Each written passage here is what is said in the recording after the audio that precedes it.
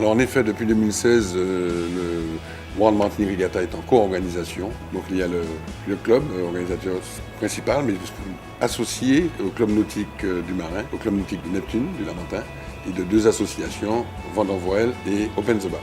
Donc c'est une co-organisation qui est tout à fait nécessaire pour ce type de manifestation.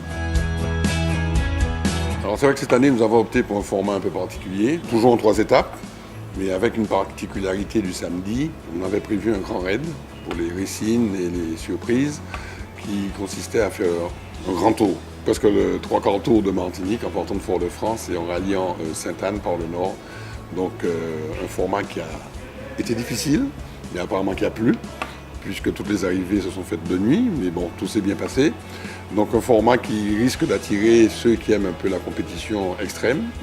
La première journée, c'était dans la baie. Je pense que celle-là aussi est intéressante, dans la baie de Fort-de-France, une des plus belles baies du monde. De belles régates qui ont eu lieu ce vendredi. Le samedi, donc, avec le grand raid. Et la régate de dimanche, le retour sous spi à Fort-de-France, c'était aussi magnifique. En effet, le grand raid avait deux options. L'option nord, bien sûr, pour le côté extrême. Et l'option sud qui était en effet, disons, un petit peu plus cool, mais quand même, il y a une très belle régate entre les racing cruisines et les cruisines. Je pense que c'est un format qu'on va garder globalement en l'améliorant. Cette année, on avait une particularité aussi intéressante, c'est qu'on avait un bateau traditionnel qui a participé. Alors c'est un bateau traditionnel de Guadeloupe, avec un équipage martiniquais qui a participé, et ils étaient très contents. Et en plus, ils ont très bien marché, comme on dit. Ils sont arrivés à une très bonne position. Et pour eux, ça va être une expérience extraordinaire. Et je pense qu'on va la renouveler l'année prochaine.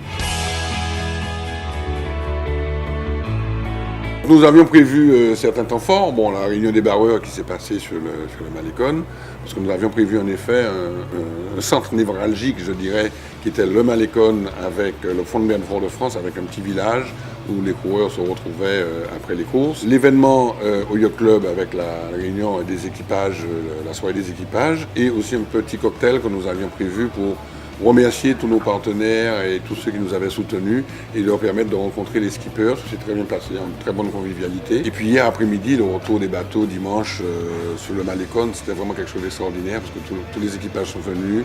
On a passé une après-midi magnifique en déjeunant ensemble. Puis il y avait tous les habitants de Fort-de-France qui passaient et repassaient devant le village. Ils ont échangé. C'était vraiment une après-midi exceptionnelle. Une organisation comme celle-là, bien sûr, il faut beaucoup d'implication personnelle, de bénévoles, et surtout du soutien des partenaires qui nous ont aidés. Alors le Crédit Mutuel, le partenaire historique, je dirais, la Sarah, qui est avec nous depuis longtemps. On a eu 2 nouveaux partenaires, GGL Conseil, qui nous a gracieusement installé le village avec les chapiteaux, des partenaires médiatiques comme ATV. France Antilles aussi nous a rejoint en cours de route.